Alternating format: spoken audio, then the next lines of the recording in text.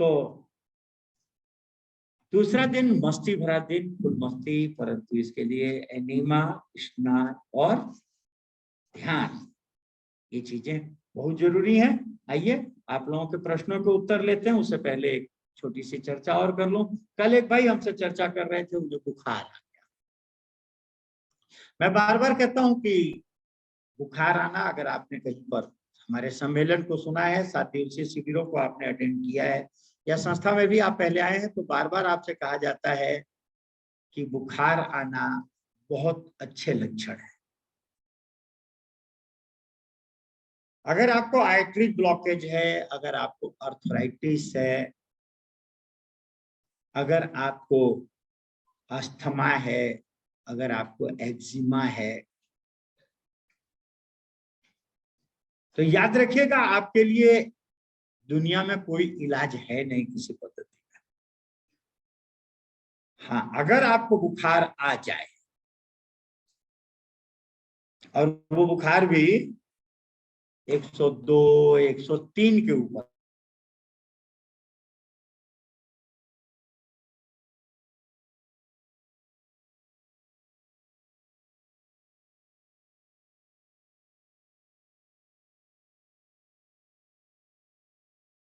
आप चमत्कारिक प्रभाव अपने ऊपर देख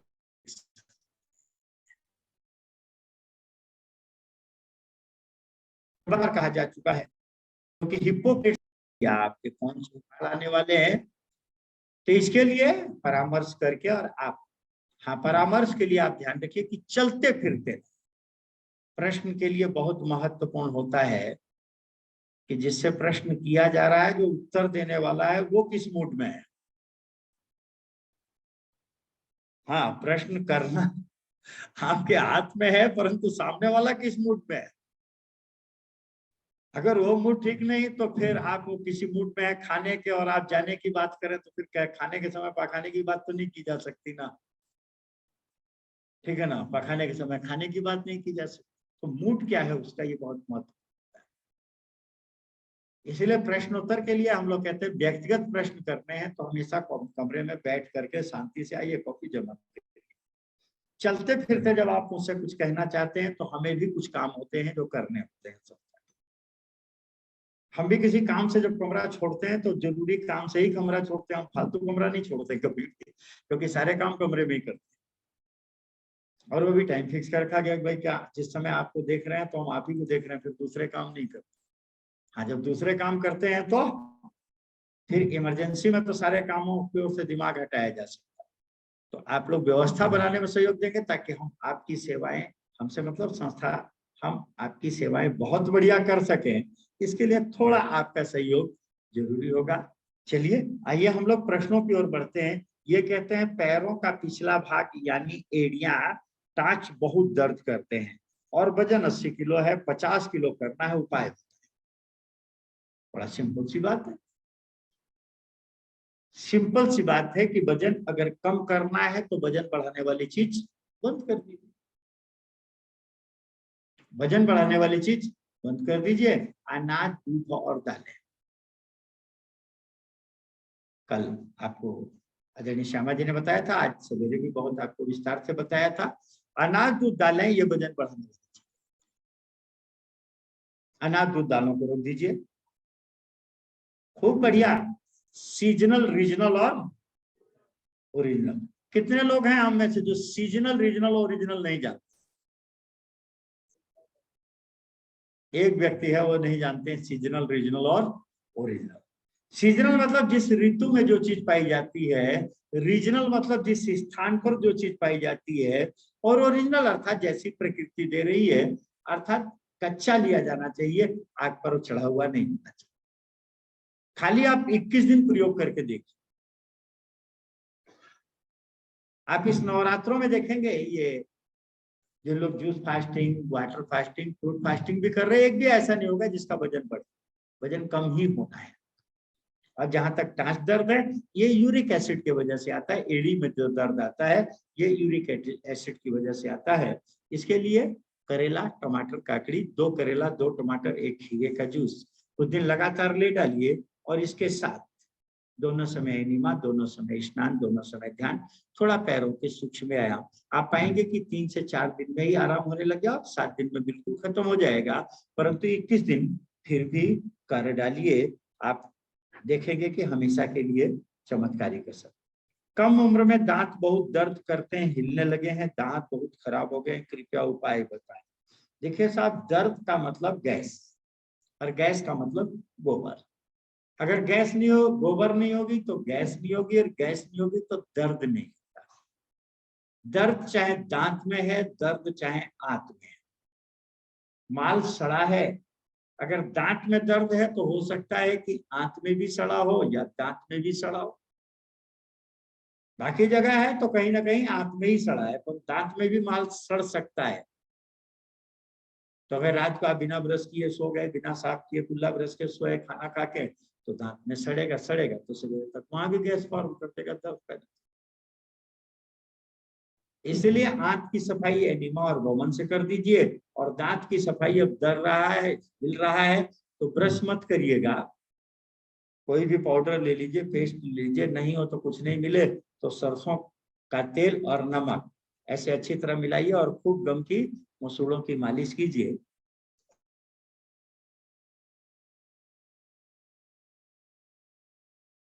नमक डाल करके उससे कुल्ला कर दीजिए, 3 बार करिए, एनिमा लीजिए, दोनों समय वमन करिए, आप चमत्कारिक असर देखें।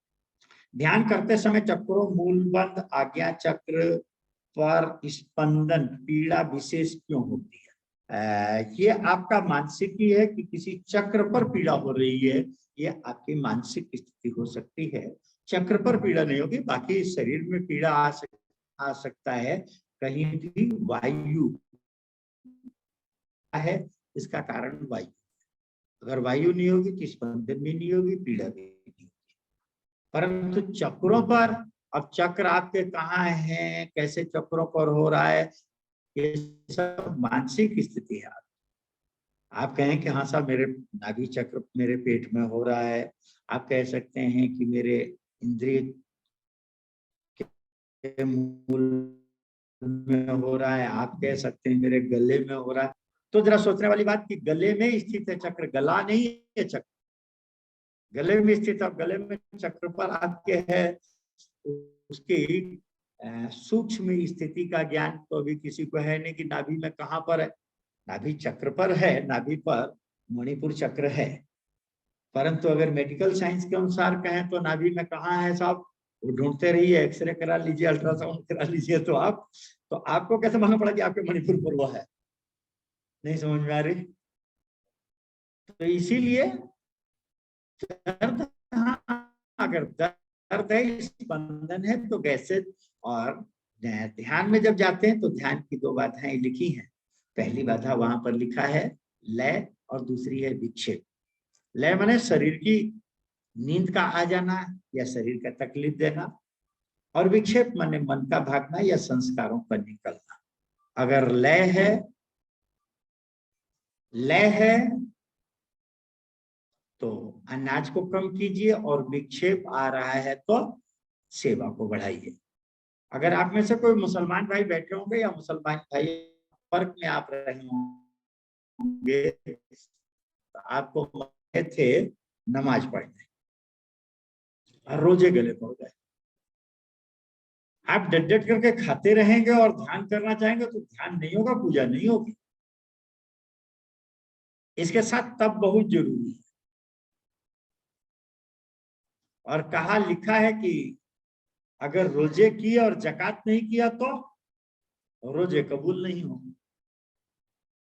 इसीलिए मानस में अयोध्या वासियों की साधना जब दिखते हैं गोस्वामी जी, तो कहते हैं कि राम दरस लगी लोग सब करत नेम उपवास है, माने ध्यान कर रहे हैं, अब उपवास इसके साथ, ध्यान के साथ उपवास कर रहे हैं। तजी तजी भूषण भोग सुख, ये सेवा की साधना, जियत अवधि की आस। अगर राम राज्य जीवन में लाना है तो ये तीनों एक साथ ही चलेंगे। अगर आपके स्पंदन आ रहा है, आपके पीड़ा आ रही है, तो इसका मतलब है कि अभी तप की साधना सही नहीं चल रही है, थोड़ा तप को बढ़ाइए और आप महसूस करेंगे कि इन 3 दिनों में, आज तो नहीं कह रहा हूं, कल आप देखेंगे, महसूस करेंगे कि कल से आपकी पीड़ा और स्पंदन खत्म हो गया। फिर भी अगर लगे तो व्यक्तिगत रूप से हमसे मिल लीजिएगा। क्या जिस आदमी की ब्लड शुगर क्या बाईपास सर्जरी हार्ट की हुई, क्या वो कुंजर क्रिया कर सकते हैं? मैं समझता हूं कि हार्ट से बड़ा कुंजर का क्या लेना देना। अच्छा आप बताओ, हार्ट किधर है? Left side. और कुंजर का पानी कहां जा रहा है? बीच में आमाशय। हार्ट में तो जा नहीं रहा और हार्ट को जोर तो लगाना नहीं है। हाँ, एक बात मैंने बार बार कहा था कि वमन करेंगे तो बहुत जोर लगाने की जरूरत नहीं, बहुत जोर लगाने की जरूरत नहीं है। मैंने इस किताब में आपसे कहा था कि थोड़ा पढ़ जरूर लीजिएगा इस किताब को, प्रकृति की रसोई से। और इसमें जब लास्ट में साधना में सहयोगी साधन दिए हैं तो इसमें वमन क्रिया थी, और वमन क्रिया में विशेष रूप से लिखा है कि नंबर 3 में पानी पीने या निकालने में जोर न लगाए। पानी पीने पीजिए, इतना पीजिए कि पानी निकलने लग जाए। अब निकालने में बहुत जोर नहीं लगाना, उंगली डालेंगे जब उबकाई आएगी तो पानी तो अपने आप निकलेगा। अब नहीं निकला तो कोई आफत की बात नहीं है, पानी है ऊपर से, नहीं तो नीचे से खुद ही निकल जाएगा, उसमें कौन सी आफत। इसीलिए बिल्कुल कर सकते हैं, बल्कि अगर वो करें बाद में हफ्ते में 1 दिन, अभी उपवास के दौरान तो डेली करा जाए 7 दिन, फिर हफ्ते में 1 दिन किया जाए तो इससे कफ आदि जो बनने की संभावना रहती, खांसी आदि नहीं आएगी, सांस आदि फूलने की समस्या नहीं रहेगी। हाँ, जिनके पेस मेकर लगा है, हार्ट का वाल्व खराब हुआ है, उन लोगों का पानी अगर रुकेगा तो समस्या पैदा करेगा, तो ऐसे लोगों को वमन क्रिया नहीं करनी चाहिए। बाकी बाईपास वाला कर सकता है। मनुष्य को कितने घंटे की नींद आवश्यक होती है? मुझे सवेरे जल्दी नींद खुल जाती है और रात में सोने के लिए लेट होता है, कृपया नींद का महत्व समझाएं। योगी जी महाराज कहते हैं कि 2 ही चीजें मनुष्य के जीवन में सबसे गौड़ है, गौड़ माने महत्वहीन है, और वो एक है नींद और एक है भोजन। कहां तक हम अपने भोजन को गिरा सकते हैं और कहां तक अपनी नींद को कम कर सकते हैं? डॉक्टर चंद्रदीप सिंह अपनी किताब जीवनी शक्ति कैसे जगाएं में लिखते हैं, पेज नंबर 6 पर आप देखेंगे इस किताब की, इन्होंने एक एनर्जी का टैंक बनाया है। ये कहते हैं कि एनर्जी जिसको भी आती है गहरी नींद और ध्यान के द्वारा।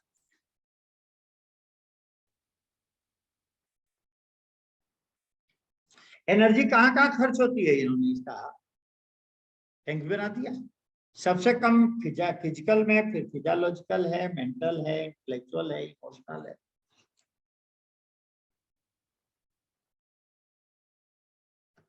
बढ़िया बैटरी आपकी है, इसकी पहचान क्या है? भाई मोबाइल चलाता है, मोबाइल की बढ़िया बैटरी है, इसकी पहचान क्या है? कम देर में चार्ज हो जाए और ज्यादा देर में डिस्चार्ज, बढ़िया बैटरी होती है। ये कहते हैं इस किताब में वास्तविक स्वास्थ्य की एक ही पहचान है कि व्यक्ति बिना भोजन के, बिना थके लगातार कितनी देर तक कार्य कर सकता है तथा कितने कम विश्राम से पुनः तरोताजा हो सकता है। कितना कम से आपका काम चल सकता है। नींद ज्यादा आ रही है, इसके 2 ही कारण हो सकते हैं। या तो बैटरी का जो प्लेट कहलाती है, क्या कहलाती है अंदर मटेरियल जो है, क्या कहते हैं उसका, प्लेट ही होती है, कार्बन आदि जो होता है वो या तो खराब है माम, या तो वो खराब है, और या फिर एक बात हो सकती है भाई, या तो अंदर का मटेरियल खराब है, या एक हो सकती है कि आप बैटरी बहुत तगड़ी यूज कर रहे हैं, आप बहुत ज्यादा उसको यूज कर। तो दो बातें हैं, या तो आपका शारीरिक कोई व्याधि पड़ी हुई है, कोई बीमारी पड़ी हुई है, बुखार पड़ा है, कफ पड़ा है, कोई ना कोई बीमारी पड़ी है जिसके कारण चार्जिंग नहीं हो पा रही सर। इतनी शक्ति चार्ज करने की जगह उसमें लगी हुई है, तो स्वाभाविक है कि आपको ज्यादा सोने की जरूरत पड़े। या हो सकता है कि आप कहीं ना कहीं एनर्जी लॉस कर रहे हैं ज्यादा। और सबसे ज्यादा है घृणा और द्वेष में, ये देखिए वियोग का दुख और घृणा, इससे कम अहंकार और क्रोध में, इससे कम इच्छा और आशक्ति।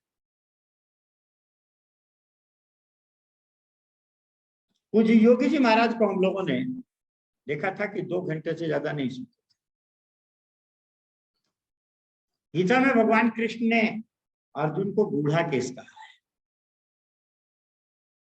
मानस में लक्ष्मण सोए थे, ये नहीं, राम जी सोए थे तो लिखा है, राम उठे ये भी लिखा है, परंतु लक्ष्मण उठे कहीं नहीं लिखा है। जागे, सॉरी, राम जागे हैं परंतु लक्ष्मण जागे नहीं, वो तो जगते ही रहे। योगी जी महाराज को 2 घंटे सोते देखा, पहले हम लोग भी बहुत सोते थे, बहुत नींद आती थी।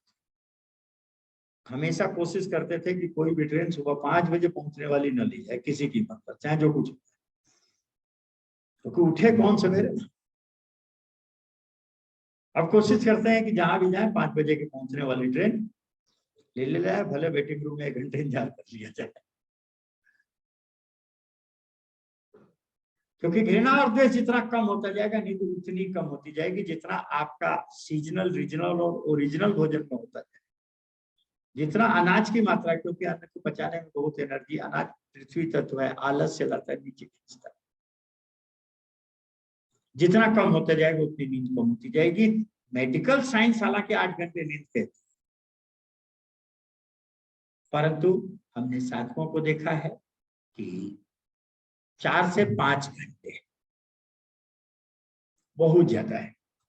खासकर 60 साल के बाद तो 4 से 5 घंटे नींद बहुत ही ज्यादा है। इससे ज्यादा अगर नींद की जरूरत पड़ रही है, इसका मतलब हमें बार बार देखना होगा कि कहीं ना कहीं हमारे जीवन में या तो घृणा द्वेष चल रही है, या कहीं ना कहीं अनाज की मात्रा ज्यादा जा रही है। अनाज को कम करें, फल सब्जियों को बढ़ाइए, थोड़ा ध्यान को बढ़ाइए और सेवा को बढ़ाइए। आज एक प्रयोग कर लीजिए, सेवा को बढ़ा के देखिए।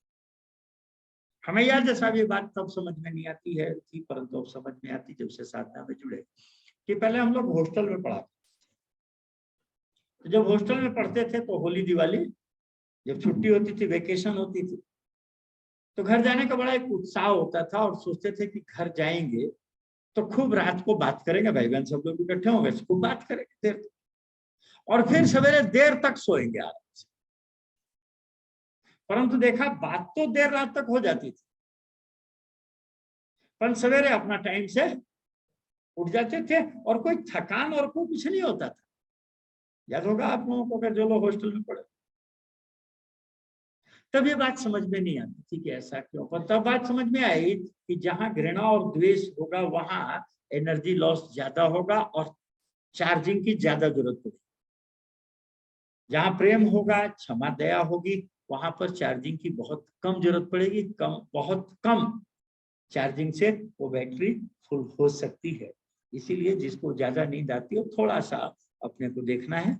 एक तो अनाज की मात्रा को कम करना है और दूसरा थोड़ा सेवा और ध्यान को बढ़ाना है। पांव के तलवे में बहुत सारे कुरूप हैं, कम नहीं होते, बढ़ते हैं, क्या करें। देखिए, कुरूप होना भी ये इस बात का संकेत है कि अंदर टॉक्सिन्स बहुत बड़े हैं। आप घर में देखते हैं कि कभी कूड़े की जगह हो जाती है ना, या गड्ढा बन जाता है, तो पानी आप कहीं से भी डालिए तो गड्ढे में आकर के भर जाता है।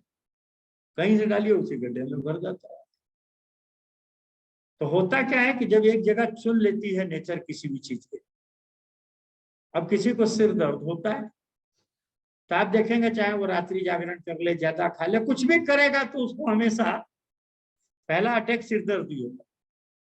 जिसके पैर दर्द होता है पैर दर्द होगा, जिसको सर्दी होती सर्दी हो, क्योंकि नेचर ने एक जगह बना लिया आसानी से। जब भी अटैक होता है तो विकार वहीं पर फंस जाता है, उसी की समस्या खड़ी हो जाती है।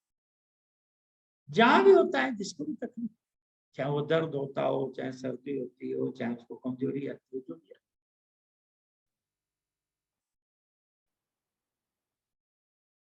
तो कुरूप भी इसी तरह का है। कुरूप समझते हैं सभी लोग उसको, कौन कह देते हैं, पेट जो पैरों में और हाथ में हो जाते हैं, वहां का मांस जो है बहुत हार्ड हो जाता है। तो बहुत बढ़िया है कि शरीर को पहले तो विकार मुक्त किया जाए, डालने को थोड़ा अनाज की मात्रा को कम किया जाए, फल सब्जियों को बढ़ाया जाए, थोड़ा क्षमा बढ़ाया जाए, प्यार बढ़ाया जाए, और थोड़ा दोनों समय एनिमा स्नान जैसा भी नवरात्रों में कर रहे हैं कुछ दिन किया जाए, और थोड़ा पैरों को 10 मिनट गर्म पानी में डाला जाए। बहुत बढ़िया रहे कि मालिश करके थोड़ा पैर, सूखी मालिश, और बढ़िया ध्यान रखिएगा कि तेल मालिश पोषण देने वाली, जब भी पोषण की जरूरत है तो दुबले व्यक्ति हैं या जिनके मांस कम है तो थोड़ा तेल मालिश दीजिए तो पोषण बढ़िया होता है। पर सूखी मालिश हमेशा वजन को कम करने वाली, सूखी मालिश समझते हैं, यानी तेल और लगा मालिश हमेशा याद रखिए कि नीचे से ऊपर होनी चाहिए। केवल हाई बीपी में ऊपर से नीचे मतलब हार्ट की तरफ जाती है, हार्ट से विपरीत दिशा में केवल हाई बीपी में जाती है, नहीं तो नीचे से ऊपर जानी चाहिए। अब ये देखिए मैं रगड़ रहा हूँ ना, अब आप लोगों को लग रहा हो कि मैं वापस, ये देखिए हाथ ऐसे जाता है, यहाँ से आएगा रगड़ता हुआ यहाँ जाएगा ऐसे, तो ये हमेशा मालिश, सूखी मालिश बहुत बढ़िया रहती है। तो इसी तरह से जिनके कुरूप हो गए थोड़ी पैरों की सूखी मालिश करें, तलवे की खूब बढ़िया मालिश करें, और मालिश करने के बाद 10 मिनट गर्म पानी में बैठ, ताकि मालिश किया है उससे जो कंपन आया है, जो उसमें वाइब्रेशन आया है, उसको गर्म पानी से पिघलाने में, जहां जहां कचरा पड़ा है नेचर आसानी से पिघला ले। फिर उसके बाद 15 मिनट बाद पैरों को धो लीजिए, पोंछ दीजिए, धो करके ठंडे पानी से पोंछ लीजिए। और थोड़ा एक चाल मुगरा तेल आता है आयुर्वेद की दुकान पर, चाल मुगरा तेल लगा दीजिए। लगाने को आप कास्टर ऑयल भी लगा सकते हैं, नीम का तेल भी लगा सकते हैं, परंतु चाल मुगरा तेल आयुर्वेद की दुकान पर आसानी से आपको मिल जाता है और बहुत गंध भी नहीं होती है। तो आराम से इसको लगाइए कुछ दिन। आप देखिए लगाते समय थोड़ा उसको रवा करना जरूरी होता, थोड़ी देर रगड़ना उसको जरूरी होता थोड़ा सा, आप देखेंगे बहुत आसानी से। परंतु एक तुलादान करा दीजिएगा, दुष्ट रोग है, अगर तुलादान नहीं कराया तो मालिक की हेल्प आने में आपके लिए समस्या होगी। ये कहते हैं colitis, ulcerative colitis, chronic colitis और आईबीएस-सी, आईबीएस-डी के बारे में विस्तार से बताइए, और कैंसर कैसे होता है, इस पर क्या सावधानी रखनी जरूरी है, किडनी स्टोन और प्रोस्टेट ग्रंथि के प्रॉब्लम। भैया आपका प्रश्न क्या है ये पूछिए, आप विस्तार से जानना चाहेंगे किसी रोग के विषय में, ये यहाँ हम इतने विस्तार से चर्चा नहीं करेंगे आपके साथ, क्योंकि आप मेडिकल पढ़ने नहीं आए। आप किस रोग के विषय में जानना चाहते हैं उसके विषय में आपको पूरी जानकारी दी जा सकती है। आपने ऐसे डाल देंगे तो फिर यहाँ तो मेडिकल की पढ़ाई होगी ना, यहाँ साधना की तो बात हो नहीं सकती। आप जो प्रश्न पूछना चाहते हैं उसको लिख करके आप एक प्रश्न अपना डालिए। अब इन्होंने लिख दिया कि अल्सरेटिव कोलाइटिस बताइए, क्रॉनिक कोलाइटिस भी बताइए, आईबीएस भी बताइए, कोई तरीका थोड़ी होता है लिखने का प्रश्न। सर क्या जन्म से एचआईवी बाधित व्यक्ति इस साधना से ठीक हो सकता है? बात यह है कि एचआईवी वायरस है, बाहर का है, आया हुआ है, स्वाभाविक है कि शरीर उसको बिल्कुल ठीक कर सकता है, क्योंकि वो नॉर्मल चीज नहीं है। जन्म से आया है, एक काम कर दीजिए कि सीजनल, रीजनल और ओरिजिनल पहला काम करिए कि भूल जाइए कि आग की चढ़ी कोई चीज होती है। दूसरा काम करिए कि ईमानदारी से जो आपके पास है, बच्चा अगर है तो बच्चे के नाम पर जो भी कुछ है, एक्चुअल में HIV पीड़ित अगर बच्चा भी है तो याद रखिएगा बच्चे को कोई समस्या नहीं है, समस्या तो माँ बाप को है। बच्चा तो जानता भी नहीं है कि क्या होता है, सब जानते तो उसके माँ बाप है, दुख तो माँ बाप झेल रहे हैं। यदि सही करूं गलत करूं, इसीलिए माँ बाप को चाहिए कि ईमानदारी से जो है उसमें से 9 हमारा एक भगवान का, क्योंकि निश्चित है कि ये बच्चा आपसे पिछला अपना वसूलने आया है। अगर भगवान का ईमानदारी से निकाल दे तो ये वसूली अभी आपको भारी नहीं पड़ेगी, देना तो पड़ेगा ही। इस करके दो या के दो, जिंदा रहते दो या मर के दो, कैसे दोगे या आपको सोचने का काम है। तीसरा काम ईमानदारी से 2 से 3 बार ध्यान पर बैठना, क्योंकि मैंने जो आपसे निवेदन किया था कि चार्जिंग जो है सोते समय जितनी है ध्यान में उससे बहुत ज्यादा होती है, कई गुना ज्यादा होती है। इसीलिए बच्चे को 2 समय ध्यान पर बिठाया जाए। ईमानदारी से माँ बाप के पास जो है बच्चे के पास है 9 उनका एक भगवान का। सीजनल, रीजनल और ओरिजिनल, उसमें भी कोशिश करें कि 1 घंटा धूप में, नंगे बदन धूप में जरूर बैठा जाए, क्योंकि वेदों में ऐसा लिखा है कि सूर्य आत्मा जगतस्थुष्य, जिस जगह पर सूर्य की किरणें नहीं पहुंचती हैं वहां पर इन्फेक्शंस, फंगस ज्यादा आते हैं, चाहे वो घर है चाहे सामान है जो भी है, जहाँ सूर्य की किरणें पहुंचने लग जाती है वहां पर फंगस अपने आप खत्म होने लग जाते हैं। तो इसीलिए बॉडी पर सूर्य की किरण पहुंचनी बहुत जरूरी है। विटामिन डी मिलेगी, मिनरल्स का चूषण आसानी से होगा, नया ब्लड बनेगा और बढ़िया ब्लड बनेगा। आप देखेंगे बिल्कुल ठीक हो सकता है। हम लोगों की साधना में ठीक होते हैं। अब ये है कि भाई बर्थ वाले नहीं हम लोगों के पास आते हैं, कहीं ना कहीं मालूम भी होगा भी भाई बर्थ तो मालूम नहीं पड़ता है जल्दी, मालूम तो बाद ही में आकर के पड़ पाता है, तो बिल्कुल किया जाना चाहिए। और बाकी एक फिर मैं कहूंगा कि जहां सांस, हाँ, जब तक सांस है तब तक आस तो नहीं खोई जा सकती है ना, क्योंकि करना तो परमात्मा को है जो आपके अंदर है, और सांस तब तक चल रही है जब तक वो बैठा है, तब तक कुछ भी हो सकता है। ऐसा नहीं कि बीमारी नहीं जा सकती, कोई भी बीमारी। कब वो क्षण होगा जिस समय बादल हट जाएंगे और सूर्य का प्रकाश धरती पर आ जाएगा, ये नहीं कहा जा सकता। हाँ, बादल को हटने के लिए अर्थात विकार को हटाने के लिए आप प्रयास करें।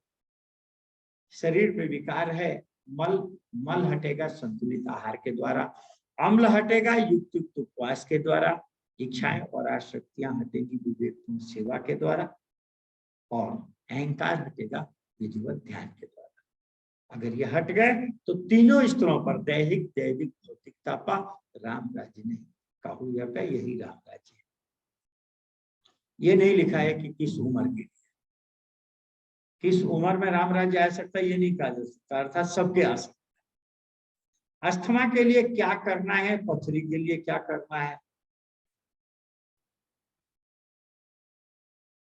भाई प्रश्न आप लोग गलत लिख रहे हैं। देखिए मैंने बार बार आपको कह रहे प्रश्न गलत लिख रहे हैं। योगी जी महाराज हमेशा कहा करते थे करो और मन, करो और मन, जानने की कोशिश करें। भगवान ने जब मनुष्य की रचना की तो अपनी सर्वश्रेष्ठ कृति इसको दिमाग ऊपर दिया, हाथ नीचे दिए। जानते हैं क्यों? दिमाग ऊपर दिया, हाथ नीचे दिए, क्यों जानते हैं? जब आप बहुत दुखी होते हैं ना, इलाज कराते कराते थक गए, इलाज नहीं मिल रहा, व्यापार करते करते थक गए, व्यापार में घाटे भी घाटा पड़ा चला, तो हाथ ऑटोमेटिक यहाँ। बचपन में सिखाया था क्या टीचर ने कि हाथ यहाँ रखना? माँ बाप ने तो सिखाया होगा। अच्छा, हिंदुस्तानी हाथ यहाँ रखता तो पाकिस्तानी कहाँ रखता होगा? कहाँ रखता होगा? यही। जानते हो हाथ क्यों जाता है? केवल इसलिए जाता कि ये डूइंग बहुत हो गई क्रिया। अब क्रिया से रोग निवृत्ति संभव नहीं, क्रिया से दुखों की निवृत्ति संभव नहीं। सोचो भाई, ये जीवन में रोग आया क्यों, क्या है वो, क्यों आता है? जीवन में जिस दिन सत्य को समझ गए उस दिन दुखों से मुक्ति आसानी हो गई। क्रिया बताना हम लोगों के लिए बहुत आसान है। जितने लोग आप लोग आए हैं, अगर हम खाली लिख के देना चाहें तो एक दिन में सारे रोगों का इलाज लिख के देंगे। परंतु यहाँ 9 दिन का शिविर किया जाता है, 7 दिन के भी शिविर किए जाते हैं। इसलिए नहीं कि आपको हम किसी रोग से मुक्ति दिलाना चाहते हैं। रोग मुक्ति तो बहुत छोटी चीज है, बहुत छोटी चीज है। इसलिए मानस में, तो मानस की साधना भरतलाल जी करा रहे हैं, तो वहां लिखा है ऑब्जेक्ट क्या है।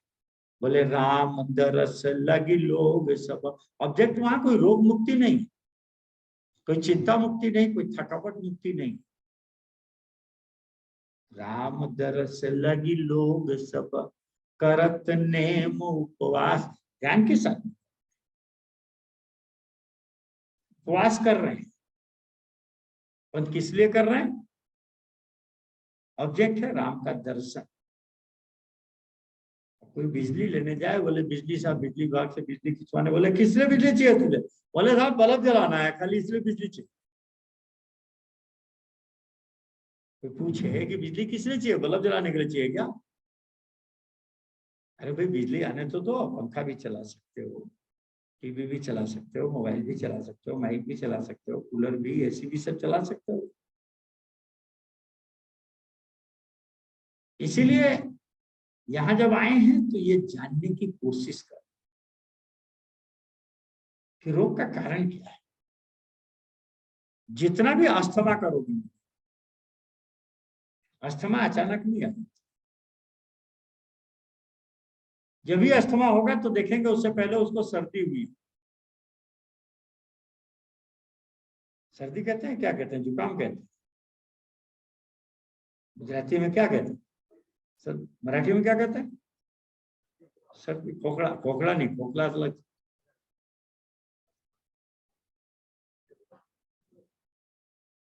तो पहले सर्दी होती है, नाक बहती है, जिसको जुकाम कहते हैं।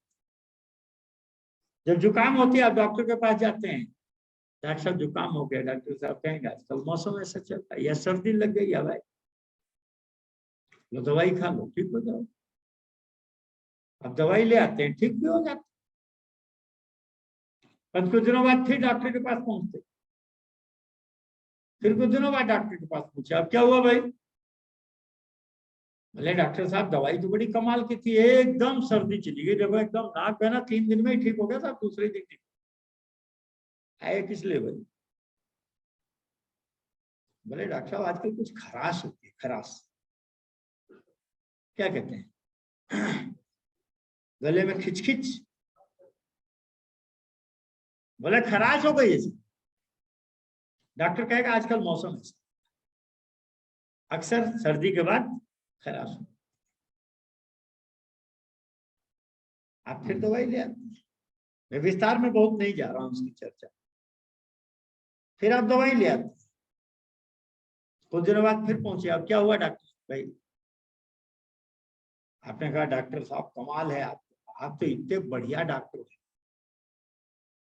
कि आप तो तुरंत पहचान जाते हैं, और आपकी दी हुई दवाई तो कमाल है। आप तो धनवंतरी की तरह उज्जवल आया था ना आपको याद, जब सर्दी हुई थी आपने दी थी दवा, दूसरे दिन मिट गई थी। अब और वो खराश के लिए आया था, आपने दवाई ले एकदम चली गई, तीसरे दिन ही ठीक हो गए।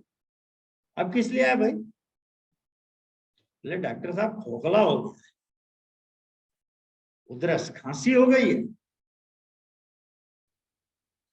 बोले अक्सर इसके बाद हो जाती है, कोई बात नहीं, मौसम ही चलता है, एक काम करो दवाई ले लो, हाल बताना। 15 दिन बाद आए डॉक्टर साहब, 20 दिन बाद, चलता रहा बढ़िया। महीने 2 महीने बीत गए, फिर आप पहुंचे, डॉक्टर साहब कमाल के आदमी हो आप, देखिए खांसी भी एकदम चली गई सब तीसरे। अब किस लिए आया भाई? बोले आज भी डॉक्टर साहब बात की है कि थोड़ी वो मॉर्निंग वॉक पे जाता हूँ, या थोड़ा जीना चढ़ लेता हूँ, थोड़ा सा धुएं में चला जाता हूँ, या थोड़ी धूल में, सब दम सी लगती है, सांस फूलती है। डॉक्टर कहेंगे काम करो, ये कुछ चेकअप लिख रहा हूँ, ये चेकअप करा लो, बाकी ये दवाई दे रहा हूँ तो तुम दवाई। डॉक्टर को भी मालूम है। आपने चेकअप करा के आए, डॉक्टर साहब बोले भाई तुम्हारे को तो अस्थमा हो गई है, दमा की बीमारी। अब आप कभी नहीं पूछोगे कि डॉक्टर साहब ये क्यों, आप तो वही जैसे अभी पूछ रहे हो डॉक्टर साहब फिर क्या करें। डॉक्टर साहब कौन सी दवाई खा, जो लिख के दे रहा हूं खाओ, जब तक आराम मिले तब तक खाते रहो, बाकी ये दवा, ये रोग तो दमा तो दम के साथ ही जाती है, ये बीच में नहीं जाती। ऐसे अस्थमा नहीं,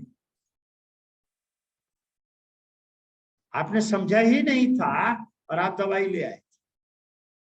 अगर पहले दिन आपने दिमाग पे थोड़ा जोर डाला होता और थोड़ा बर्दाश्त कर लेते तो कभी ये जिंदगी में दमा की बीमारी नहीं।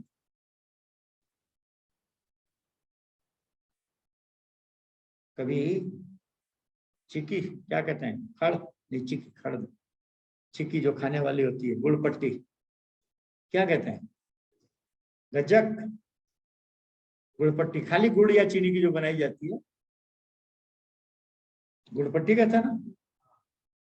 तो गुड़ पट्टी जब बनाते हैं तो पहले गुड़ को घोलते हैं, पानी में घोलते हैं ना, फिर उसको आग पर चढ़ाते हैं, चाशनी बनाते हैं, 1 तार की 2 तार की, फिर उसको, हमारे शरीर में भी जब कफ अधिक होता है और ऋतु परिवर्तन होती है, गर्म से ठंडी, ठंडी से गर्म, कल भी मैंने कहा था, तो हमारे शरीर में भी जो फेफड़े में कफ पड़ा है, ये कफ ढीला हो। अब चूंकि कफ का संबंध नाक से सीधा है, सॉरी, फेफड़े का संबंध नाक से सीधा है, तो पतला पतला कफ जो है वह नाक से निकलता है। देखिए वो चिकना होता है, चाहे जितना पानी निकले होगा चिकना, चिकना निकलता है ना, हल्की स्मेल भी होती है, नेचर उसको पतला करके निकालना चाहिए। आप घबरा जाते हैं,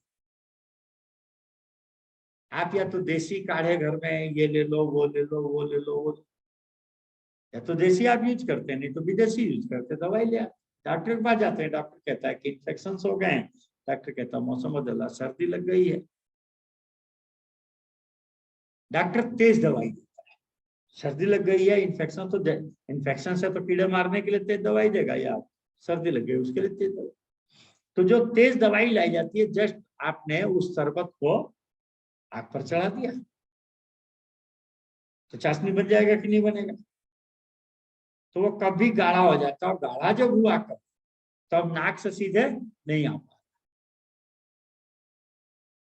तो इसका संबंध श्वास नली गले में भी है, तो श्वास नली में कफ है, तो आपको अनइजीनेस लगता है बोलने में, और जब बोलना शुरू करते हैं सांस का आना जाना होता है तो आपको तकलीफ होती है, तो आप उसको खींच करके निकालते हैं, अब सीधे नहीं निकल पा रहा, आप उसको खींचना पड़ता, आपको तकलीफ होती है, आप डॉक्टर के पास फिर चले गए, डॉक्टर ने और तेज दवाई दी, आप उस चाशनी को थोड़ा और गर्म कर, कभी याद हो रसगुल्ले की चाशनी आदि बच जाती हो तो उसको गर्म करते हैं ना, शक्कर बन जाती है कि नहीं, तो उसमें गांठें पड़ती हैं, पहले गांठें फोड़नी पड़ती है, यही गांठों वाला कब बनता है, अब वो कब गांठ पड़ती, अब वो गांठ कोई छोटी गांठ हो, बड़ी गांठ तो आ ही नहीं पाती, छोटी गांठ जब आती है गले, श्वास नली, तो हमारी श्वास नली अवरुद्ध होती है, तो शरीर क्या करता है, झटके मार के उसको श्वास नली को खोलना चाहता है, जानता है सरका नहीं पाए, तो झटके मार के खोलना चाहता है, तेजी से खांसी आती, और जिनको खांसी आती है वो जानते हो कि खांसी में कुछ निकल जाए तब तो ठीक है, नहीं निकल पाता तो ये लगता है कि जैसे जान निकल, क्योंकि श्वास नली रुकी है, निकल जाता है तो कितना रिलैक्स महसूस करता है। बात यहीं तक नहीं रुक जाती है, रुकती यहाँ तक है नहीं, और आप फिर भी जलती रहती है क्योंकि आपने दवाई डालना तो बंद किया नहीं। आंच जलती रहे अगर उस अवस्था में भी, तो वो शक्कर जो बन गई है अगर फिर भी अंदर से हीट होगा तो क्या होगा, वो जल करके कढ़ाई में चिपक जाएगी। ऐसा आप लोगों के साथ कभी हुआ है कि नहीं बहनों के साथ? अरे ऐसा हुआ कि वो चिपक गई, हुआ है ना? अब ईमानदारी से बताना, उसको क्या चाकू से छुड़ा सकते हो, किसी चीज से छुड़ा सकते हो क्या? अब उसको छुड़ाने का क्या तरीका होता है? हाँ, एक जने बोलो, एक साथ बोलोगे नहीं पकड़ना, किसको उबालना पड़ता है? हाँ, पानी डाल के कहो, कैसे फिर उबालना पड़ता है? ये उसमें पानी डालिए और फिर उसको फिर उबालिए। अब प्रश्न ये है कि आपकी बॉडी में भी, चूंकि ये नेचर का मामला है, शरीर को निरोग करने का नेचर का काम है, प्रकृति का काम है, तो प्रकृति क्या करेगी, इसके हीट को बढ़ाएगी, टेम्परेचर को बढ़ाएगी, टेम्परेचर को बढ़ाएगी। और आप देखेंगे कि मुंह सूखेगा, गला सूखेगा, ऐसे अस्थमा के रोगी का मुंह सूखता है बहुत, गला भी सूखता है, प्यास लगती है, ये बार बार पानी पीना चाहता है, पर पानी पीने से इसकी प्यास नहीं बुझती, क्योंकि सादा पानी इतनी बढ़िया सफाई नहीं करता। बहुत बढ़िया रहे कि इसको साइट्रस फ्रूट, साइट्रस जूस दीजिए, संतरा दीजिए, मौसमी दीजिए, थोड़ा नींबू शहद अदरक का जो पानी दे रहे हैं ऐसा गरम गरम पानी दीजिए, थोड़ा अंगूर दीजिए, नहीं हो तो द्राक्ष किशमिश को भिगो करके, मुनक्के को भिगो करके दिया जाए, थोड़ा पानी भी इसके सहारे जाएगा, प्यास लगेगी, पानी पिएगा। और ये साइट्रस फ्रूट क्या है, ये न्यूट्रलाइज करने वाला है कि जब जाएगा नेचर उसको ढीला करेगी और आग जलाएगी अर्थात टेम्परेचर बढ़ाएगी, आपके बुखार को लाएगी। मैंने पहले कहा कि अगर अस्थमा करोगे तो बुखार को क्या होगा, ये ढीला पड़ेगा। और अब जो कफ निकलेगा आप देखेंगे काला काला, पीला पीला, लाल लाल कफ जमा हुआ, क्योंकि वो जला हुआ है ना। कभी कभी इतना जम जाता है कि इसके साथ खून के थक्के भी आ सकते, जैसे वो अब शक्कर छूटेगी, अगर छुड़ाने की कोशिश की तो कभी कभी कढ़ाई का चमड़ी में वो भी ऊपर की आकर के लेयर्स भी आ सकते, समय लगेगा, पर धीरे धीरे ये निकल जाएगा। रोगी की जैसी क्षमता हो उसके अनुसार खूब जमकर। हाँ, जब बुखार आए तो अनाज मत दीजिएगा, दूध मत दीजिएगा, दालें मत दीजिएगा, तो बुखार नहीं आ रहा, दिन में कच्चा और रात को पक्का। हाँ, थोड़ा भगवान की मदद लेनी जरूरी है। एक कबीरदास जी बड़ा सुंदर लिखते हैं कि राम नाम को अंक है, राम नाम को अंक है, सब साधन है शून्य। अंक जानते कितने होते? अंक कितने होते? ज्योति महारकर जी, अंक कितने होते हैं? 8। कितने होते हैं? 9, 1 to 9। बोले राम नाम को अंक है, बोले फिर ये 0, बोले सब साधन है शून्य। बाकी दुनिया में जितने भी साधन है, ये जो आप एनिमा करेंगे, कुंजर करेंगे, कच्चा खाएंगे, पक्का खाएंगे, जो जो करेंगे, बोले सब ये 0, सब 0। तो कोई 0 का महत्व नहीं है क्या? है। बोले राम नाम को अंक है, सब साधन है शून्य, अंक गए कछु हाथ नहीं, पर तो शून्य लगे 10 गुण। नहीं समझ में आई? यहां हमने लिखा 0, 0, 0, क्या है ये? 0 ही है ना, चाहे जितने लिखते चले जाओ, आगे लिखो पीछे लिखो, चाहे जितने लिखो, सब 0 है कि नहीं? परंतु यहाँ लिखा है 1, और उसके आगे लिखा 0 तो 10 हो गया, फिर लिखा 1 0 तो, अब 1 0 और लिख दिया तो उसका महत्व जानते हो कितना हो जाता है? ये कितना हो गया? 1 0 कितना महत्व रखता? 1000 का रखता। पर तो अगर 1 0 और लिख दिया तो 99,000 का रखा है, 9,000 का रखेगा। एक और लिख दिया तो 99,000 का महत्व रखता है। राम नाम को अंक है, सब साधन है शून्य। अंक गए कछुआत नहीं, परंतु अंक के साथ अगर 0 लगता है तो शून्य लगे 10 गुण, 10 टाइम्स। उसका महत्व जो है वो 10 है, 10 गुना। अगर आप भगवान के साथ को लेकर के आप एलिमा भगवान और ये सब करते हैं तो 10 टाइम्स के पाए।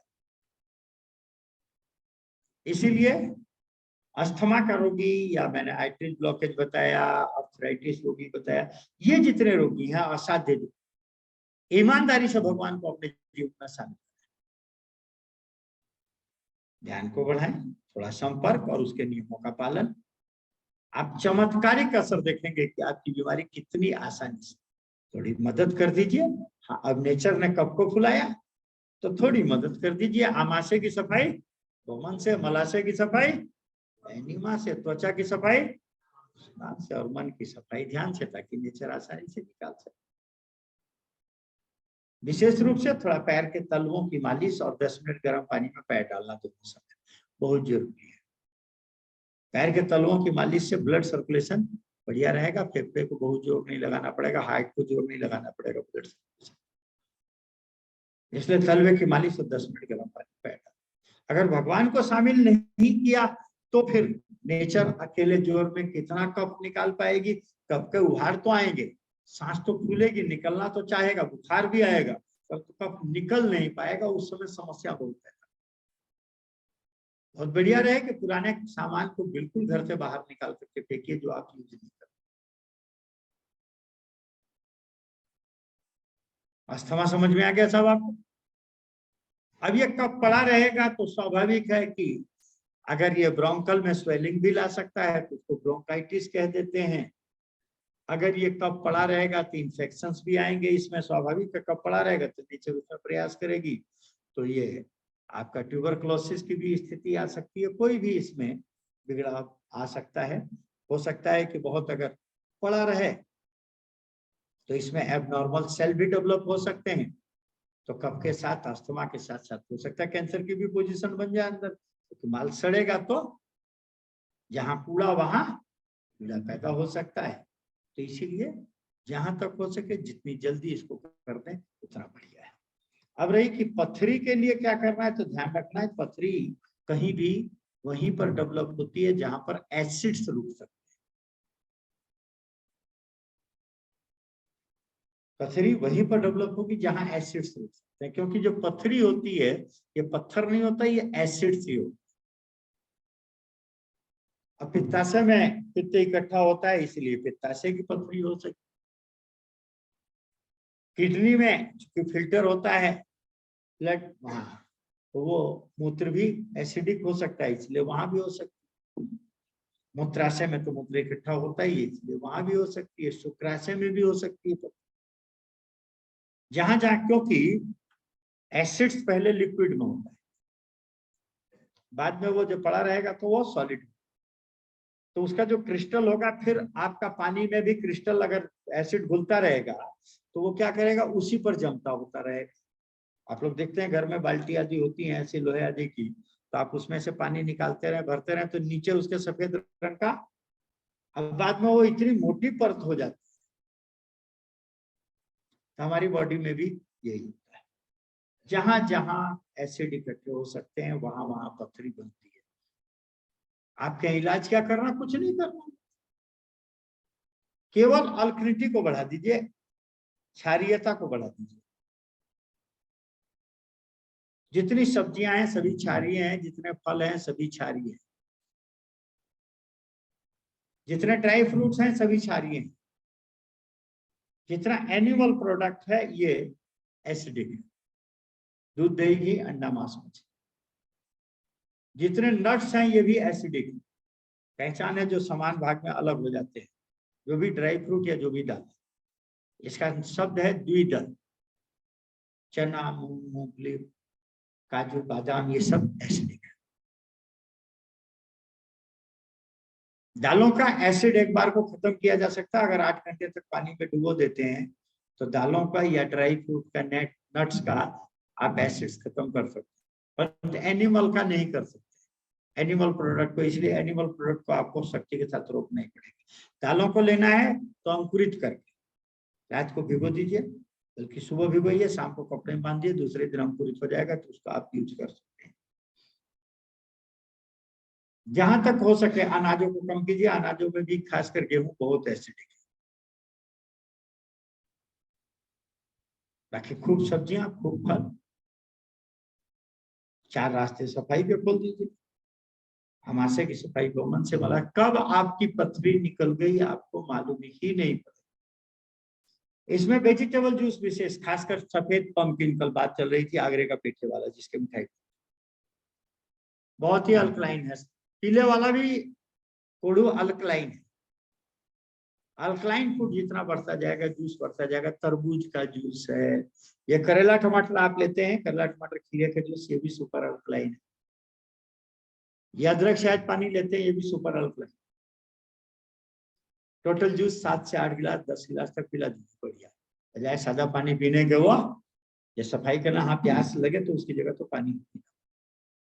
बाकी आप दिन में कच्चा और रात को पक्का, परंतु याद रखिएगा राम नाम को अंक है, सब साधन है सुन। इस बात का खूब अच्छी तरह से मंत्र आपके पास लिखा होना चाहिए और दिमाग में आपके उतर। और इसका एक दो रास्ते हैं। एक है कि जो भगवान ने सृष्टि बनाई, इसके जो नियम बनाए उस नियम को फॉलो करिए, और दूसरा थोड़ी देर उसकी याद में बैठिए, उसके साथ बैठिए। अगर पति पत्नी चाहे जो भी घर चलाता है, सीधी बात भाई, जो भी आप काम कर रहे हैं घर में, झाड़ू पोछा बर्तन बच्चे जो भी कुछ कर रही हो, किसकी सेवा है? किसकी सेवा है? पति की है ना। पति के माँ बाप, पति का मकान, पति के बच्चे, सब कुछ तो पति का ही काम कर। अगर पति के पास थोड़ी देर बैठो नहीं तो घर चलेगा क्या? अरे भाई उसके बाद बैठना जरूरी है कि नहीं? थोड़ी काम तो सारा करेंगे, बैठने की जरूरत नहीं। हाँ 24 घंटे तुम्हारे तो काम कर रहे हैं, तो काम चलेगा क्या? इसी तरह परमात्मा के पास थोड़ी देर बैठना भी होगा। आप देखेंगे कि धीरे धीरे कब आपके शरीर से ये एसिड्स कम, क्योंकि विचारों से बहुत एसिड बनते हैं। एक कैथरीन पाउंडर नाम की राइटर है, उसकी किताब है डायनेमिक लॉ ऑफ हीलिंग। आप देखेंगे इस किताब में भोजन से शक्ति नहीं में उसके कुछ कोट किया गया है, पेज नंबर खासकर 61 पर इसको कोट किया गया है, 61 पर। और इसमें लिखा है कि लगभग 70% रोग भावनाओं को दबाने से होते हैं। भूतकाल के दुख और भविष्य के भय को कुंठाओं के रूप में शरीर को बर्बाद कर देते हैं।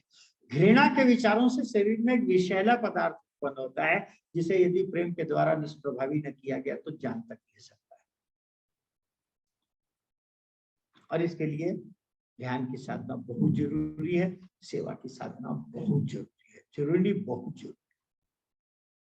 इसलिए आप खाली समझते हैं कि कोई भी बीमारी खाली हम तप करके, विश्व की सबसे श्रेष्ठतम चिकित्सा पद्धतियों में रही नेचुरोपैथी, और नेचुरोपैथी में आज विकृति आती, और ये 2 विकृतियां प्रमुख रही कि एक तो नेचुरोपैथी में भोजन में शक्ति माना जाता है, सुबह से खाना शुरू होता है, सुबह से खाना शुरू होता है। हर नेचुरोपैथी एलोपैथी की तरह कहता है न्यूट्रॉन प्रोटॉन टूटता है तो सब एनर्जी में कन्वर्ट होता है। जब सुबह सो करके उठा, उठने से पीना शुरू होता उनका, और जब तक वो सो नहीं जाता तब तक नेचर को हॉस्पिटल में भी क्या खिला दूं और क्या पिला दूं। दूसरी बात है कि उसमें देने की बात नहीं सिखाई जाती, जो प्रकृति का प्रमुख नियम है, गिविंग। भोजन में शक्ति मान लिया तो स्वाभाविक है परमात्मा से दूर होते चले। पैसे में सुख मान लिया, अगर गिविंग नहीं है तो स्वाभाविक है कि प्रकृति से दूर होते चले गए, प्रकृति के नियम से। तो घृणा और द्वेष को कम करना है, ध्यान को बढ़ाइए, सेवा को बढ़ाइए। आपकी बॉडी में एसिड्स बहुत कम, जितने सीरियस होते जाए, कुछ मत करिए। जब सीरियस होता है हम लोगों के पास आता है, जितना सीरियस हो गया, हमारे विद्यार्थी जानते हैं, जब हम डॉक्टरी पढ़ाते हैं तो कह देते हैं कि जितना सीरियस हो गया उतना तुम्हें रिलीफ, आराम से, जल्दबाजी मत। सीरियस है तुम आराम से इसको रिलैक्स करा दो, खाली तुलादान करा दो, थोड़ा ध्यान कराओ, थोड़ा एनिमा दे दो, और कुछ करने की जरूरत नहीं। नेचर को अब काम करना है। खैर धीरे धीरे आप देखेंगे कि सफेद पेठे का जूस कौन कौन ले सकते हैं, कितने दिन लेना, किस बीमारी में। देखिए अभी टाइम पास कर रहे हैं कि नहीं कर रहे हैं, कल चर्चा हो चुकी, फिर भी बिना मतलब का टाइम पास डाला।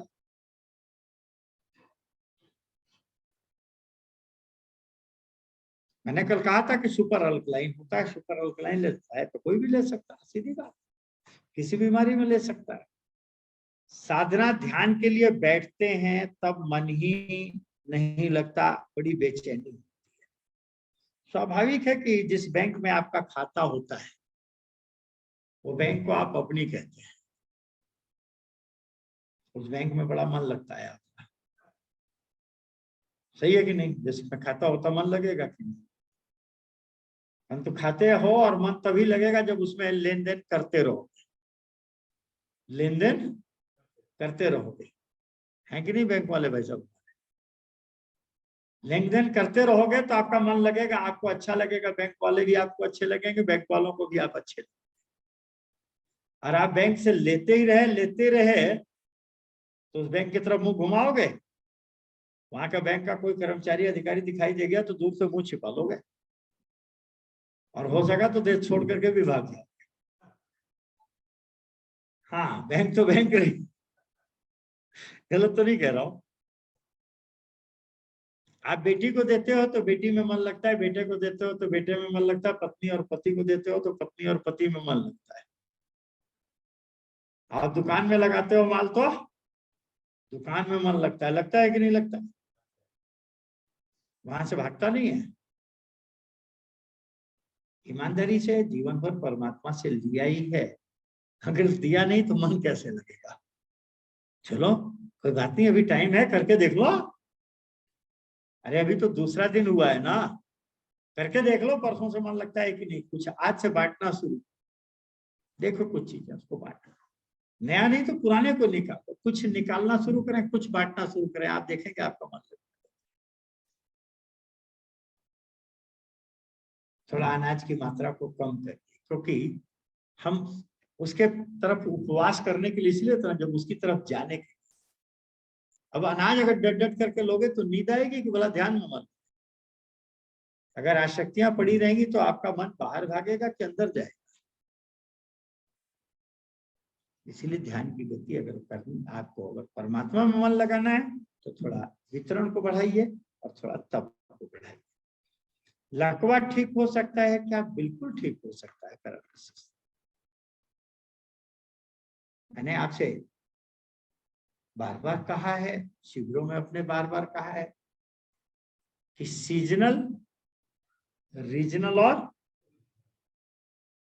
आप खाली 21 दिन का प्रयोग करके देखिए, खाली 21 दिन आग का चढ़ा हुआ खाना बंद, ईमानदारी से जो उसके पास है, 9 उसका और 1 भगवान का। जो कपड़े यूज नहीं कर पा रहा है, हमारे एक मित्र से यहीं पर एक दिन गया किसी काम से, तो मैंने कहा भाई साहब कहाँ है, तो मौका नीचे दुकान पर बैठा, बोला ऊपर है। मैंने कहा बुला, भाई साहब आए हैं। बोला वो आज थोड़े बिजी हैं। मैंने कहा कि क्या काम हो गया जो बिजी है? मैं आया हूँ, इससे ज्यादा क्या बिजी हो सकता है आदमी, आपको मिल रहा है। तो बोला नहीं, पिताजी को रात को पैरालिसिस का अटैक कर गया। तो बुला भाई को, तो बुला, कहना डॉक्टर साहब आए, क्या कर खबर किया है, क्या बात? बोले पिताजी को अटैक हो गया। मैं क्या फिर? बोले कुछ नहीं, डॉक्टर आए थे, देख गए हैं, क्या कर सकते हैं इसमें। मैंने कहा एक काम कर सकते हैं, तो पिताजी से चल मिला दिन, मैं भी देख लूं। देखा, फिर मैंने कहा कि भाई साहब एक काम करो कि पिताजी को बोलो कि इनके जितने सूट हैं, सूट के शौकीन पिताजी, मैंने कहा जितने सूट हैं वो सूट बाहर इनके रखवा दो, लोग उसको उठा के ले जाए। अरे बोले पिताजी देंगे नहीं, एक भी सूट नहीं देने को तैयार हो। मैंने कहा एक काम कर दे यार, दिलवा दे सूट, और पिताजी से कह दे कि पिताजी जब तुम पहनने लायक हो जाओ तो पहला सूट ये गोपाल देगा और दूसरा सूट, भाई का नाम भी गोपाल था, मैंने कहा दूसरा सूट ये गोपाल देगा। उनसे कह दे, लालच की कोई बात नहीं, सूट फिकर न करो, नया मिलेगा, पुराना निकालो तो, क्योंकि अब तो तुम जिंदगी में अगर यही हाल रहा तो कभी सूट पहन ही नहीं पाओ। ये सूट दूसरों को सुख मिलेगा, ये सुख रिफ्लेक्ट। एक्चुअल में सच ये है कि पैरालिसिस का दुनिया में वैसे कोई इलाज नहीं है। जो डॉक्टर दवाई देते हैं वो पैरालिसिस को ठीक करने के लिए दी जाती है। वो जो दवाई देते हैं वो दोबारा अटैक न पड़े इसकी दी जाती है।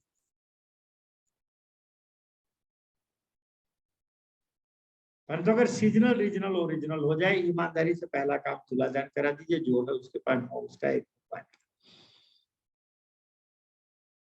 धूप में थोड़ी हल्की मालिश हो, मालिश के लिए बहुत बढ़िया रहे महाविस्गर्भ तेल का एक में आता है, महाविस्गर्भ तेल। हल्की मालिश हो नीचे से ऊपर, अगर बहुत बीपी हाई है तो ऊपर से नीचे होगी, नहीं तो नीचे से ऊपर।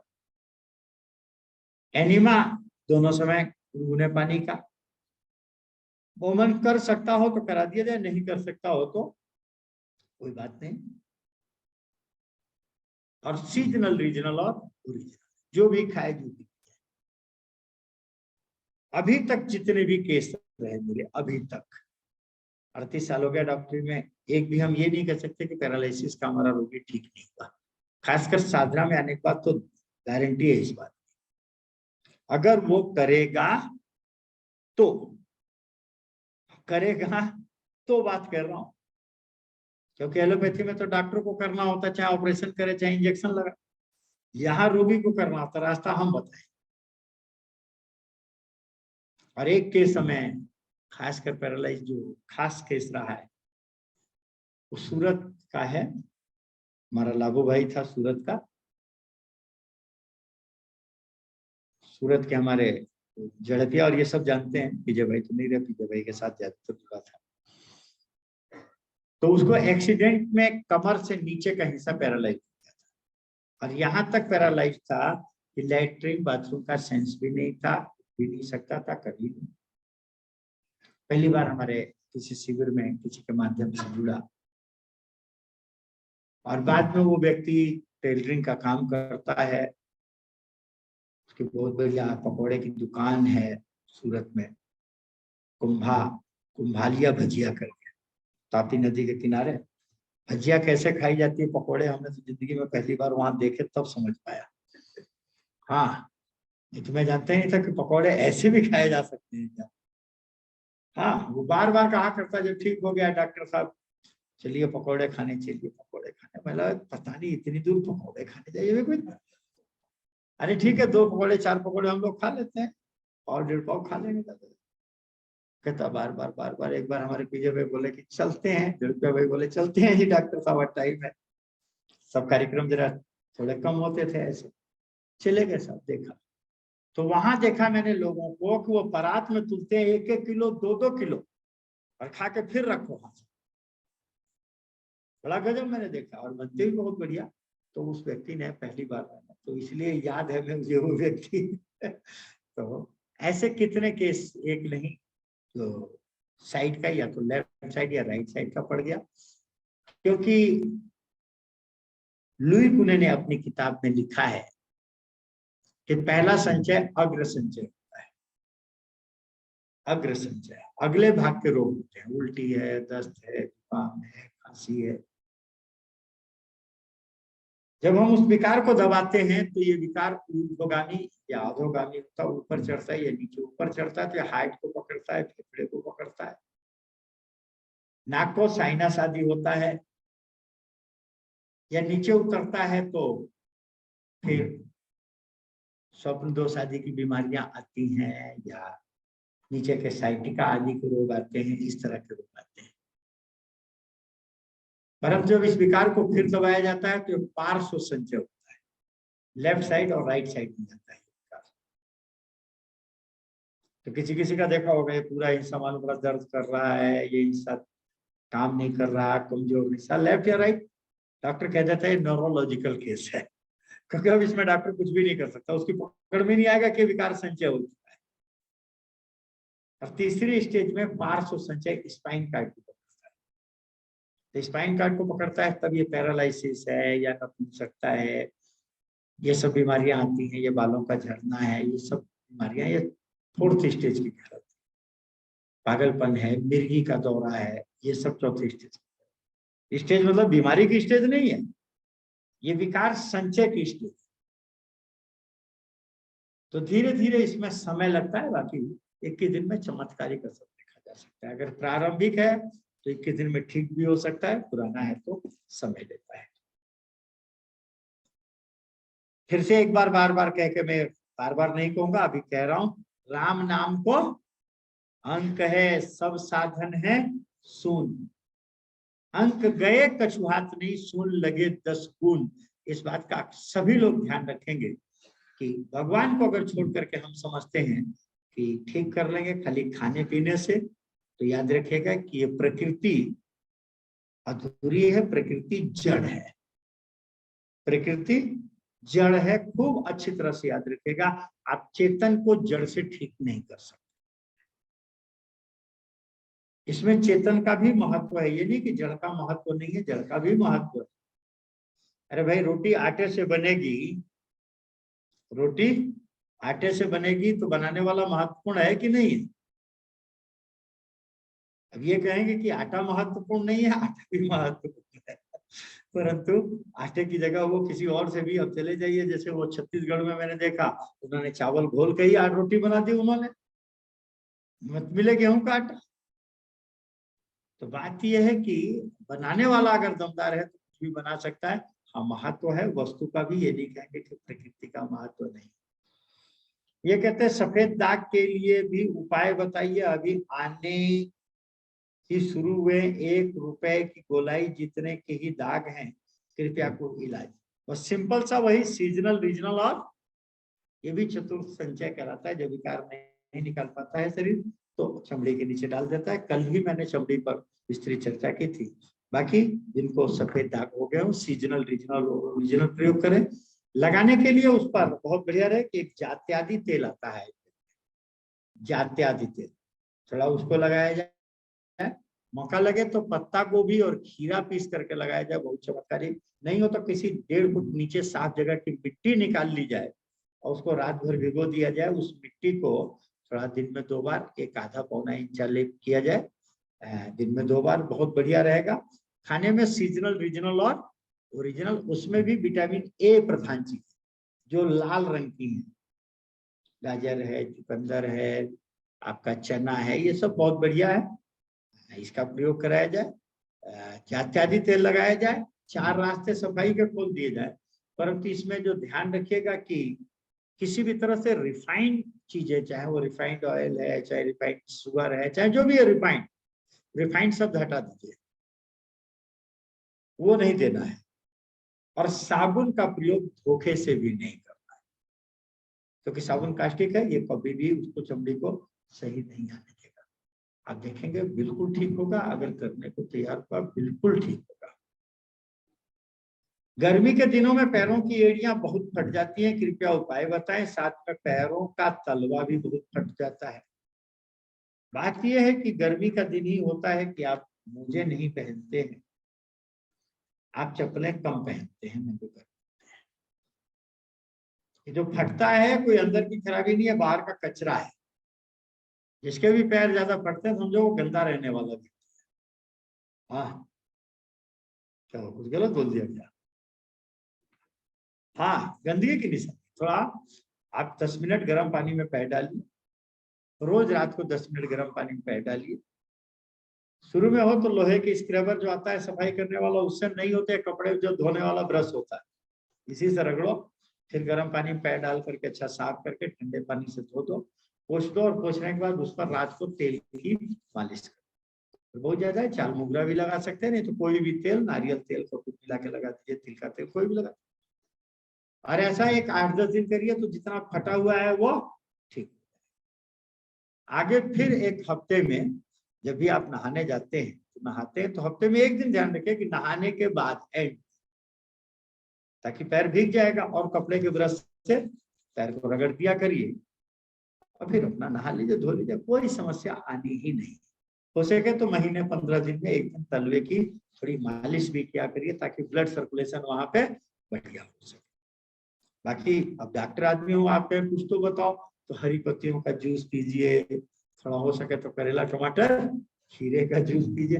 अब कुछ तो बताऊंगा ना डॉक्टर आदमी हो तो, हाँ तेल में है जाल मोगरा तेल, आसानी से हीलिंग कर देता है। बाकी ये केवल गंदगी की निशानी और कुछ नहीं। जाड़े में आप चूंकि मोजे पहने रहते हैं, चप्पलें पहने रहते हैं, इसलिए जाड़ों में समस्या ये कहते हैं वात रोग है, हाथ और पैरों में मसल्स में दर्द है, हाथ और पैरों में कौन होता है, कम है। तीसरा व्यक्तिगत प्रश्नों के लिए व्यक्तिगत रूप से मिलिए, आपको हम मिल करके बताएं। ये कहते हैं पैरों का कॉर्न, चर्चा हो चुकी है इनकी। ये कहते हैं 1 साल का बच्चा है, नहीं सॉरी, 10 साल का बच्चा है, डम्ब है। डम्ब मतलब बात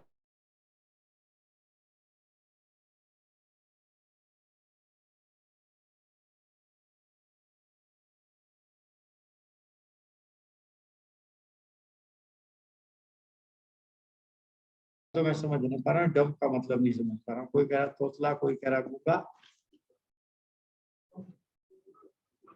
दिखा लीजिए। यूरिक एसिड बढ़ने का, देखिए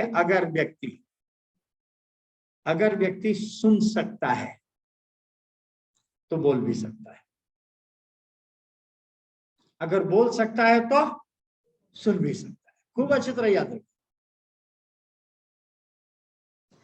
अगर बोल सकता है तो सुन सकता है, सुन सकता है तो बोल सकता है। न वो बोल सकता है तो न वो सुन सकता है, न वो सुन सकता है तो बोल सकता है, क्योंकि गूंगे बहरे का कोई इलाज नहीं। हाँ गूंगा है तो बहरा, मतलब खाली गूंगा ही है तो बोल सकता है, खाली बहरा है तो बोल सकता है। गूंगा बहरा हो गया तो अभी तक चिकित्सा विज्ञान में, अब हो सकता है बोल रहे हैं, अगर हम लोगों को केस मिले तो, अभी तक केस फंसा ही नहीं, जो आता है वो फिर वो हमारे पास आता ही नहीं। जब उसको कह देता है डॉक्टर गूंगा बहरा, फिर वो हमारे पास आता ही नहीं। सही बात है, अभी तक प्रयोग करने का मौका ही नहीं मिला।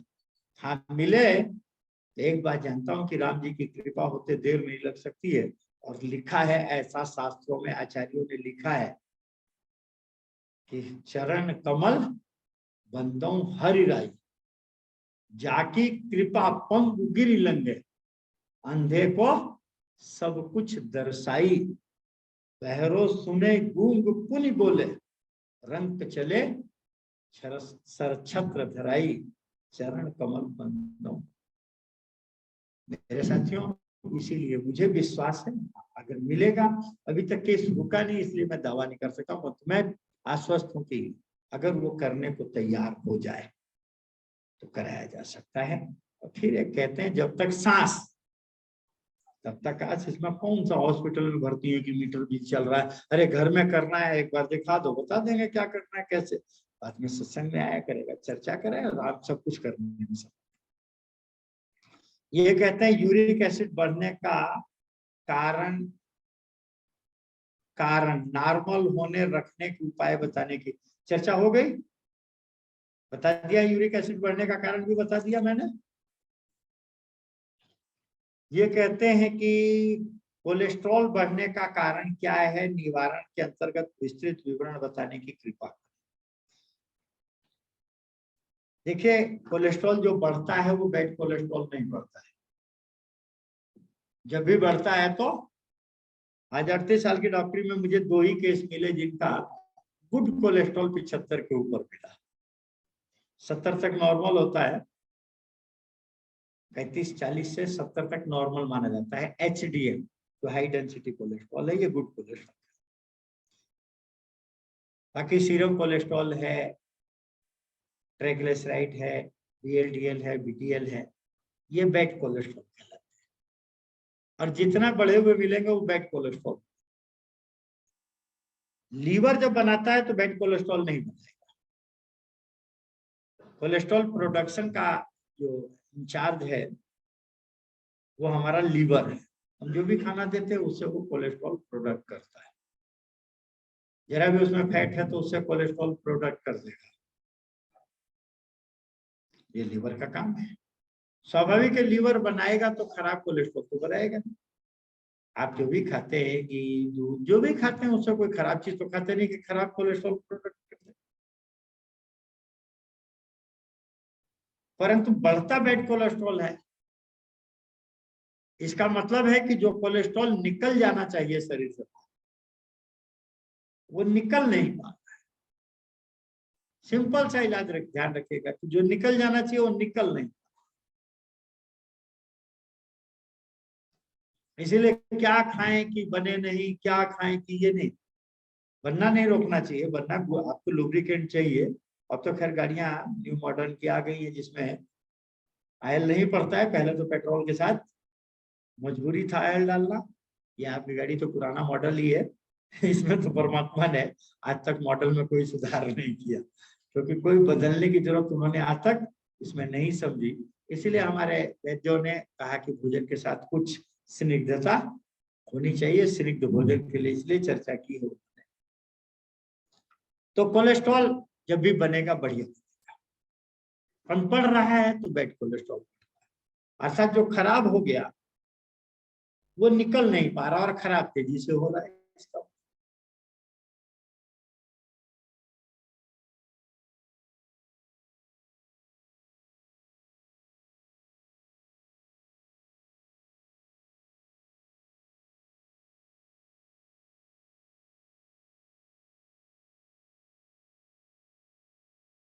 अब सुविधाएं मिल रही है तो लोग आते हैं, हम लोग कहते चलो इसको सिखाओ, करेगा तो करेगा, नहीं करेगा तो या जरा सा पसीना ना आने जाए, जरा सा धूप नहीं। मैंने तो देखा है जाड़े के धूप में भी लोग छतरी लेके चलते हैं, जरा सी धूप न लग जाएगी। तो विटामिन B12 की डिफिशियंसी इसीलिए आ रही है, मिनरल्स की डिफिशियंसी भी इसीलिए आ रही है कि धूप नहीं मिलेगी तो विटामिन डी नहीं बढ़ेगा, डी नहीं बढ़ेगा तो मिनरल्स का चूसण, और पसीना नहीं निकलेगा, पेशाब नहीं खुल के आएगी तो कोलेस्ट्रॉल कैसे खत्म। थोड़ा पसीना निकलना जरूरी है। शारीरिक श्रम से निकाल सको शारीरिक श्रम से निकालो, नहीं तो थोड़ा गर्म पानी में पैर रख करके निकालो, गर्म पानी में पैर रख के निकालो, थोड़ा धूप में बैठ के निकालो, कैसे भी निकालो। दूसरा है कि थोड़ा जूस और पानी को बढ़ाइए। पानी में भी कोशिश करें थोड़ा सादा पानी पिया जाए, थोड़ा जूस पिया जाए, ताकि पेशाब खुल करके। आज पेशाब की समस्या 90% आदमी पेशाब की समस्या लेकर के आता है। 90% डॉक्टर कहता है तुम्हें प्रोस्टेट बढ़ा हुआ है, प्रोस्टेट इनलार्ज है। न भी है प्रोस्टेट इनलार्ज तब भी पेशाब की समस्या, क्योंकि पीना और खाना इसका खराब हो गया, इसका पसीना निकल ही नहीं रहा। साथ में पीने में अभी ठंडा पानी हम लोग पीते हैं, ठंडा जूस पीते हैं, कोल्ड ड्रिंक आती जो भी है, तो पानी की मात्रा कम हो गई। स्वाभाविक है पेशाब खुल करके हो ही नहीं पाई, कोलेस्ट्रॉल कहाँ से। तो जूस बढ़ाइए, थोड़ा पसीना निकले इसका प्रयास कीजिए। जूस में भी खासकर 2 करेला 2 टमाटर 1 काकड़ी का जूस मैंने बताया था। इसमें जो काकड़ी है टमाटर है ये मूत्रल है, बहुत ज्यादा पेशाब को बढ़ाने का। तो थोड़ा इसको लीजिए। थोड़ा तरबूज का जूस है, अगर आपको डायबिटीज नहीं है तरबूज का जूस लीजिए। थोड़ा ये अदरक शहद पानी लीजिए, ये भी पेशाब को, शहद भी एंटीसेप्टिक एंटीबायोटिक भी है और पेशाब भी खुल के लाने वाला। थोड़ा प्रयोग करिए, आप चमत्कारी कर सकते हैं। एड़ी दर्द कैसे ठीक हो? घुटने में पानी भरा हो, भरना क्या होता है?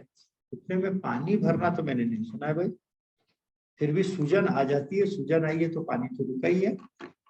एड़ी दर्द का तो अभी कारण और चर्चा हम लोग कर चुके हैं, यूरिक एसिड। घुटने में अगर किसी को दर्द है और सूजन है तो मेहरबानी करके पहला काम करिए कि ये उपवास के दौरान आप देखेंगे चमत्कारिक, चमत्कार शब्द कह सकते हैं जितने, प्रत्येक मेहरबानी करना है जितने कुर्सी पर बैठे भाई, आप लोगों का घुटने का हमारे पास कोई इलाज नहीं है। कुर्सी को छोड़ देना, कोशिश करो नीचे बैठो। बहुत जगह है, देखो यहाँ सब जगह ही जगह पड़ी है, लोग तो फैल फैल के बैठे हैं, जो पैर फैलाने वाला है थोड़ा सा टेढ़े करके पैर फैलाया तो जगह दूसरों को भी मिल जाएगी। जमीन पर बैठे को कुर्सी पर बैठते हैं तो इस पोज में जब ये रहता है, ये मूवमेंट नहीं होता, तो यहाँ पर यूरिक एसिड ज्यादा जमता है, जमेगा तो सूजन भी आएगी, दर्द भी होगा। उपवास सबसे बढ़िया साधन है। इसके साथ 4 रास्ते सफाई के, एनीमा, वमन, और कोशिश करें, कल भी मैंने कहा था कि घुटने दर्द वाले जितने हैं 40-40 मिनट 2 बार दिन में, आधे आधे घंटे 2 बार ठंडे पानी की पट्टी, बहुत ठंडा पानी वहां से फ्रिज से ले लीजिए, और आधे घंटे कपड़ा तौलिया भिगो के रखिए, पतला रुमाल नहीं मोटा वाला, ताकि थोड़ी देर ठंडा रहे। रात को हो सके तो महामास तेल या महाविष्कर्प तेल की हल्की गोल मालिश, हल्की गोल मालिश। मतलब मैं अगर इसके चमत्कार बताऊं तो कितने केसों की मैं चर्चा कर सकता हूं, ऐसे ऐसे केस जो ऑपरेशन के लिए बिल्कुल तैयार, परंतु एक साधक की है कि दिल्ली में हमारे पास दशांश भेजा, दिल्ली में कैंप चल रहा था कि डॉक्टर साहब को दशांश पूछा क्या हुआ, बहन ने बोले कि साहब उसके तो ऑपरेशन के लिए डॉक्टर ने डेट दे दी, वो तो ऑपरेशन कराने जाना है, अभी तो हिल भी नहीं सकती इसलिए नहीं आ रही। मैंने कहा देखो ये दशांश मैं तो सीधे नहीं लूंगा, आश्रम में भेजना चाहे तो बैंक के थ्रू भेज सकती हूँ, अगर मेरे को दशांश देना तो बहन से कहना कि 7 दिन ये प्रयोग कर लें, 5 दिन प्रयोग कर लें, और उसमें भी उपवास, यही ठंडे पानी की पट्टी, दोनों समय नीमा वमन और हल्की ये मालिश। और मैंने कहा कि ये 7 दिन कैंप चलेगा, 5 दिन ये प्रयोग कर लें, और 5वें दिन दर्शन दें, जिस भी हालत में है दर्शन दें। और 5वें दिन वो बहन चल के आई, बोली कि हाँ साहब लगभग 70% आराम दिखाई दिया। बाद में वो बहन ठीक हुई, हालांकि 70% जल्दी ठीक हो जाता है, ये 30% बहुत टाइम लेता है क्योंकि बाद वाला जो होता है ना, कुछ लापरवाही हो जाती है, जब 70 ठीक हो जाता है ना तो लापरवाही शुरू हो जाती है, कुछ हम लोग भी लापरवाह हो जाते हैं, रोगी को फायदा हो गया चलो जी, और रोगी तो बहुत ज्यादा लापरवाह। और योगी जी महाराज कहते थे कि साहिल को देख देख कर यूं मुतमई न हो, अक्सर सफीने डूबे हैं साहिल के पास, किनारे आकर के ज्यादा गड़बड़ियां। हालांकि बहन पूरी तरह ठीक, और आज तक ये बात शायद 3 साल से ज्यादा ऊपर पुरानी हो गई, आज तक तो उसको जरूरत पड़ी नहीं है, बहन इस बार तो नहीं आ पाई है वो। बाकी तो मैं जो निवेदन आपसे करता हूं, खाली आप प्रयोग करके देखें, ऑपरेशन कराने की जरूरत नहीं है। समय हो चुका है, इस सत्र को यहाँ विराम देते हैं। बाकी ये जो प्रश्न है ये कल प्रश्नोत्तर में ये लिए जाएंगे। आपके सारे प्रश्न बहुत बढ़िया रहे, कि इतने प्रश्न अगर लिखे हुए यहाँ पड़े रहे तो मुझे उत्तर देने में टाइम में बड़ा मजा आएगा, क्योंकि थोड़े प्रश्न होते हैं तो सोचते हैं कहाँ से शुरू करें। हाँ ध्यान रखना, ये मत पूछना कि क्या करूं,